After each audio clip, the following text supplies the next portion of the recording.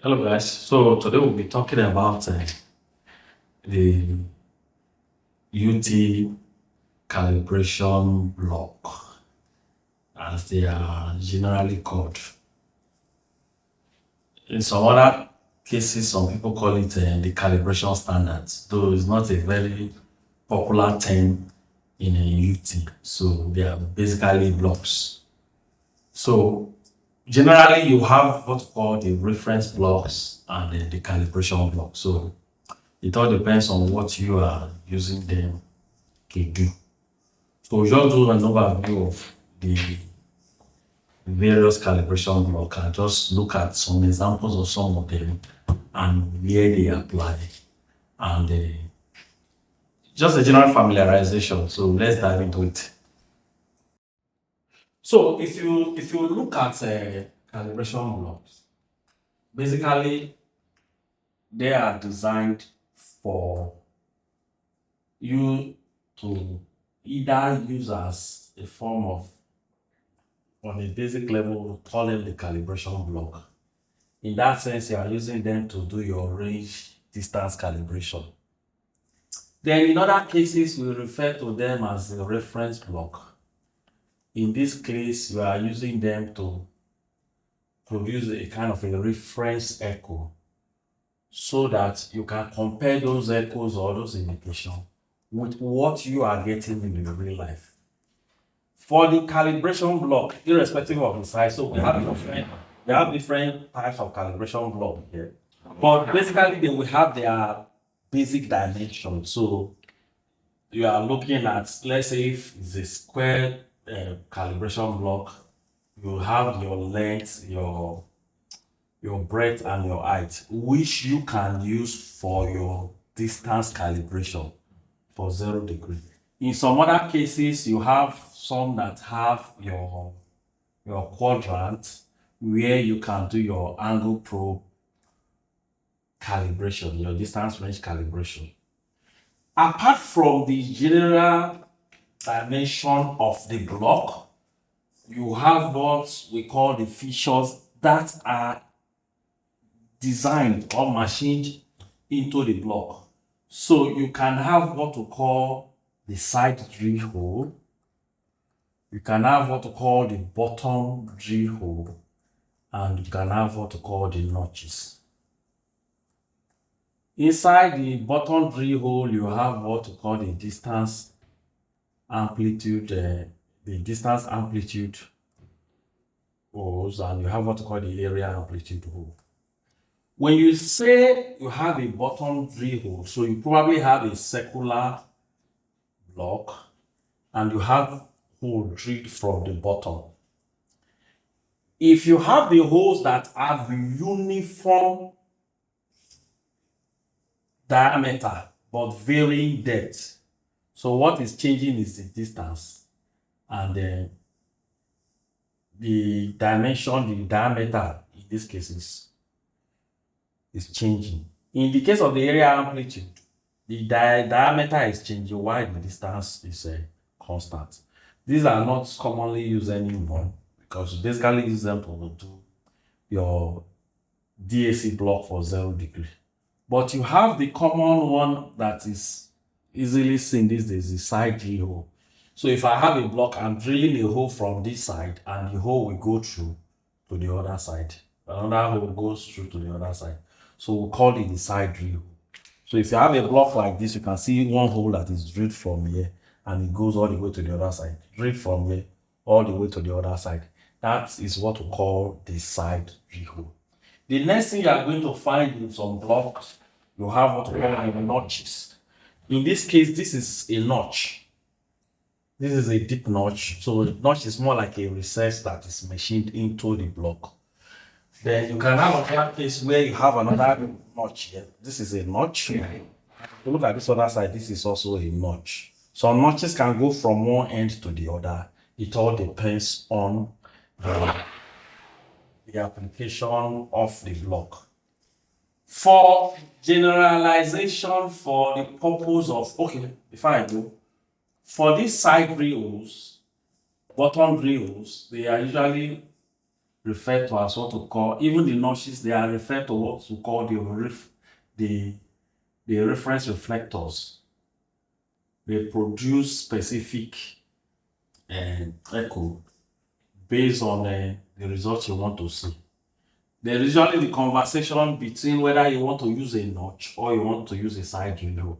Because if I have a plate, let's say this is a plate, and I have a notch at the bottom like this, and I'm getting indication from this notch, it gives me a reflection that is similar to me getting an indication from the root of a word, or we call it the far surface indication. We'll still talk about it shortly. But in the case of the reference, the side rail rather, I'm getting a hole that is in the middle, and the ultrasound is passing through it, giving varying echo or indication depending on how I move my probe. If I'm going to use this as my reference indicator, I will have to move my probe back and forth until I get a maximized echo. That is the echo that gives me the highest amplitude. That is what I now use as my reference, as the case is. What do we use these calibration blocks for? We use them basically, first of all, for calibration, our normal distance range calibration. We can also use them as a reference indicator to set what we call our sensitivity. The sensitivity, you can just use a single hole and get an amplitude and set it to a particular height and say that is your sensitivity. Or you can draw a DAC curve and you use the amplitude of your first echo to do your DAC. We'll talk about that in some other videos. But basically, that is what you use your reference notches or holes for. When you look at the classification in time past, you have a very, very old standard, which is about 1970. It was been in existence in 1978, which is the BS 2704 rather. This standard classified blocks into A1, A2, rather, let's see, it classifies them into A2, A4, A5, A6, and A7. This A2 block later was classified and properly covered by this standard BSEN 2400, and we call that block number 1. We call that block number 1, or we call it the V1 block. The V1 block is this block that you see here. The characteristic feature, you will see this 100 mm quadrant, which means if I measure the distance from a reference point here to this point with a steel, if I measure it, it gives me 100 mm. We have different variations of it. You can have some that at this point you have a notch that is curved here, where the distance from this point to the notch is 25 mm. So you have a variation. You have another variation based on a German standard that make a deeper notch around this point. So there are a whole lot of variation, but this is just the standard V1 block, or what you call the A2 block, or what you call the number 1 block as per this standard. This block, because of the size, is most times is what the technicians use to calibrate when they are in the comfort of their office or before they go for jobs. But if you're able to carry it along, it does most of the jobs that you need, whether for 0-degree calibration or for angle probe. A lot of these features, they have their different purpose, which is not the subject of discussion. Oh, okay. See, this is the notch I'm talking about. So the notch is actually there. So this is the 25 mm quadrant. So if I measure this distance from this point to this point, it's 25 mm. So this is the block that gives the 25 mm. Some others don't have this notch.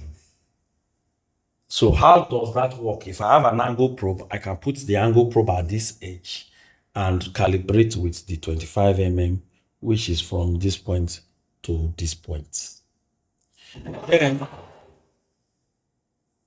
other features of this block, it has a side drill hole. This side drill hole, per standard, it all depends on the sensitivity you are looking for in your side drill. Your side drill hole could be 1.5 mm, it could be 3 mm, or it could be 5 mm. If you look at this block we have here for this V1 block, the side drill hole is 3 mm. Obviously, the 1.5 mm will be more sensitive compared to the 3 mm and also compared to the 5 mm. The A4 block is also what we call the block number 2, and is also what we call the V2 block. And it is classified, and proper details of it is given under BSN 7963.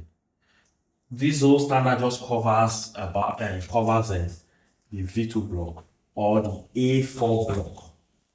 So this block is basically, we use it as a miniature version of the V1 block. So personnel that don't want to carry this big block to the site can just take this. One of the major variation in this V2 block, you can have V2 block that is 12.5 mm in thickness, or you can have the one that is 20 mm in thickness. The one we have here is our 12.5 mm. It also has a side drill hole. If you can look, see, it has a side drill hole here that is also 3 mm if you look at it very well. This one is a little bit old, so it's covered. So that is the V2 or the number 2 or the A4 block. Take note, this classification A2 to A7 is as per BS 2704. If we now go to the A5 block, the A5 block is what we call the IOW block. It's what is popularly called the IO block. IOW is Institute of Welding in the UK. The typical A5 block is this block that you have here. So the variations are different because you can have, if we do a little sketch of it, well, okay, let's take this out. If you do a sketch of it,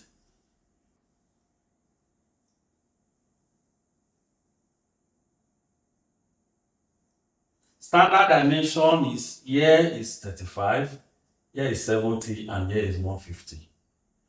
For the IOW block, you are going to have 3 holes. One will be at this thickness divided by 4, and you have another hole that will be at thickness divided by half, and you have another hole at a depth of thickness divided by 3/4. So you have 3 holes. Then another basic feature is you have 3 or 5 holes.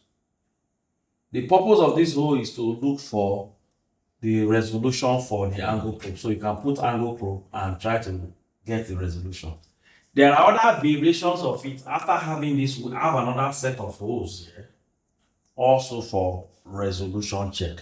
So basically, this is the IOW block, and then you can also use it for plotting your DAC, and then you can have your 1.5 mm or 3 mm side drill hole. This is the A5 block. For most of your applications in beauty, you are going to be using A2, A4, A5. The A6 and A7 blocks are older versions. So you have the modern version of the A6 block now, which we call the ASME block, which we will talk about shortly. Then you have the A7 block, which we call our DC block, distance calibration block. In this case, it has circular, different circular dimensions that you can use to get a different range of distances. That is the A7 block. If you check out this standard, you are going to see the critical dimensions and the variation of these blocks. Then we now have a version of the block that is based upon the ASME standard. The ASME standard we are talking about this case is the ASME V. The ASME V gave a standard requirement for calibration block. We should have what to call, the first one is what we call the near surface indication. Okay, rather the first one, surface breaking indication. Then we have what we call the near surface indication. Then we have what we call the far surface indication. Then you have the far surface breaking indication. What does that mean? If I have an ASME block, the principal dimension of the ASME block will be determined by the thickness of the material that we are going to work on. So, for example, if I have thickness of 0 to 50 mm, it gives the dimension for the calibration block. If I do 50 to 200 mm, it gives the dimension for the calibration block. If I have 200 and above, it gives the dimension. If we look at this, for example, this is an ASME block that meets the requirement for ASME. Now, when we look at near surface means the indication is close to the surface, but it's not breaking the surface. So that can be seen with a side view. So you have a side view that is close to the surface, but it's not breaking the surface. But if we are talking about a surface breaking indication, we normally represent that with a notch. So if you look at this, you will see a notch on this surface. So this notch can represent the near surface and the surface breaking indication. Then if you look at the opposite end, this is the far surface, which is also breaking the far surface. So if I'm dealing with a weld, for example, and I keep this block, so if I have a block, as you can see on the board,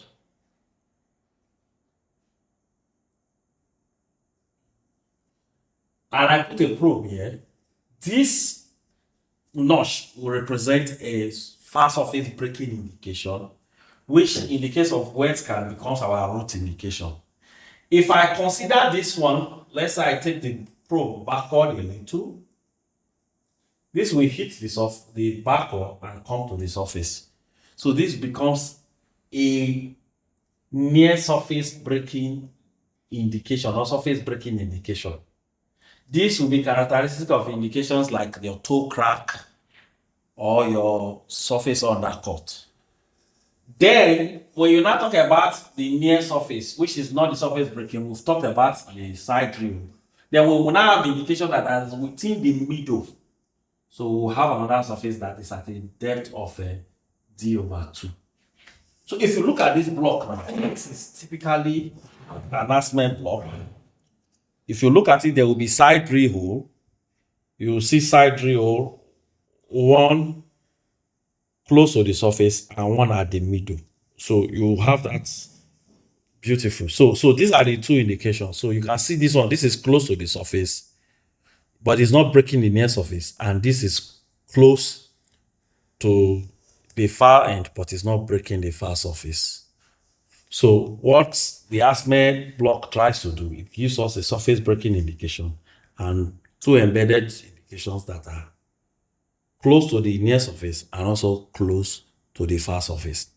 The beauty of this ASME block, they come in different sizes and different shapes. And if we really want to follow the ASME requirements, they are project specific. So if you have a project you want to do and you are using the ASME standard, you have to design your block so that it meets the ASME requirement. So these are very, very popular blocks that you can find around. It's all based on what the end user wants. Then the last set of blocks we are going to talk about are the ones we commonly refer to as the DAC blocks. In the case of the DAC blocks, they do not really follow specific requirements. So here I have a DAC block. The whole idea of this DAC block, we have 5 side drill holes. If you can look at it, this is 1, 2, 3, 4, 5. with the depth clearly marked on the surface of this block. So this will use it to do our distance amplitude correction curve, which is our DAC curve, which shows the variation in the amplitude of the echo that is produced as the depth is increasing. So when the depth increases, the amplitude of the sound reduces. So we have thousands of variation, and you can decide to produce your own even project specific DAC block. There are really no strict specification compared to the A2, A4, A5 blocks. So you can produce your own DAC block with known distances. But what you have to keep constant, it's your side drill diameter. So it is either 1.5 mm, like in the case of this one. If you compare to the 3 mm that we saw in the other blocks, this is quite a smaller hole. Or you can use a 3 mm side drill, or you can use a 5 mm side drill. The sensitivity of the 5 mm side drill is usually very poor, so it's not very common, except when you are doing certain application where you really need to have a low sensitivity. So it depends on what you are going to find in the feed, but they are all going to come in a variation of these general blocks that we've shown here, and the concept is pretty the same. We are either looking for a notch, a side drill, or the basic dimensional changes like the, the quadrants. Then V1 block has a special insert, which is a pass-space insert. It's used to compare velocity of pass-space with the velocity of steel. All these markings you see in the block, they have their specific use, which in some other videos we'll talk about what this 60 mm means, what this notch does, what this O does. If you even come to the IOW block, when you are talking about trying to get your when you are trying to get your resolution, you can see the holes that are here. So if your probe is able to resolve these holes, it tells you that the resolution of the probe is good enough. So this is just an overview. I hope you've learned one or two things about the UT calibration and reference block. Thank you very much.